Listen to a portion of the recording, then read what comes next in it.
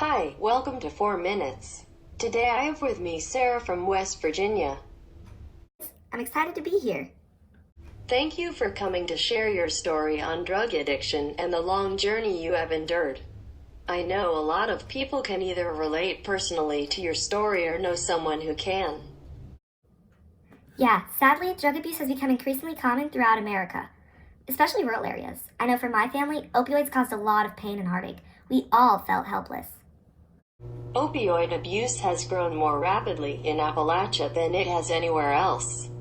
How did the epidemic affect you personally, Sarah? Well, my father worked in the coal mines, and once the area deindustrialized, he couldn't find work. He was in physical pain and went to surgery for his hips and came out needing pills. Did you see a change in his personality or how he acted? Absolutely. He used to be happy all the time. But as I was growing up, and I would ask about his pills, he would say he needed them, that they made him happy. And I grew up seeing the pills as a good thing because I thought they would make anybody happy. Did you ever experiment with the pills? I did. And I fell victim to the people around me and their necessity for drugs. Not only did I struggle to get out of that cycle, I didn't want to stop using. Why did you want to keep using drugs? I couldn't do anything without them. I had become so dependent and I lost my sense of direction. I didn't understand how dark my life could get, and I had no help. I couldn't go anywhere to talk or even get medicine. What do you mean you couldn't go anywhere? Doctors watched me struggle, and they knew they could make more money if kids were still abusing drugs. It was a market where I lived. The doctors wanted to see you dependent because it meant more business for them. How did your journey with drugs end? I ended up confiding in my mother that I needed help. I wanted a future, and I needed someone to be there for me and watch me succeed. She dropped everything to help me. She quit her job so she could drive with me every day to rehab, which was a 2-hour round trip. You drove 2 hours every day to go to rehab.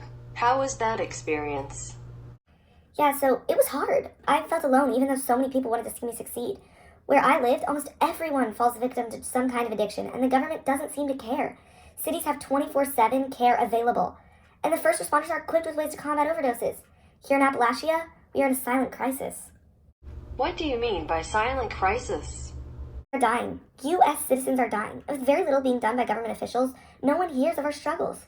Every day is a battle. I'm still going through it. I've been sober for over 7 years, and yet all it takes is one pill I can find 2 feet from my doorstep to bring me back down. We receive little healthcare and few options here in Appalachia. I completely understand the struggles, but how do you suggest we solve this issue? I think resources are a start. We need more availability for rehab programs and medication. We also need to charge doctors and any corporation that are taking advantage of American citizens illegally. Why do you think this issue has not been solved yet? Pills, opioids, and other illegal substances have become a huge industry. Drugs are so common because they're a huge market in America. If we can change how corporations operate and set regulations for every step on the drug chain, then we have a good chance of coming out of this epidemic on top.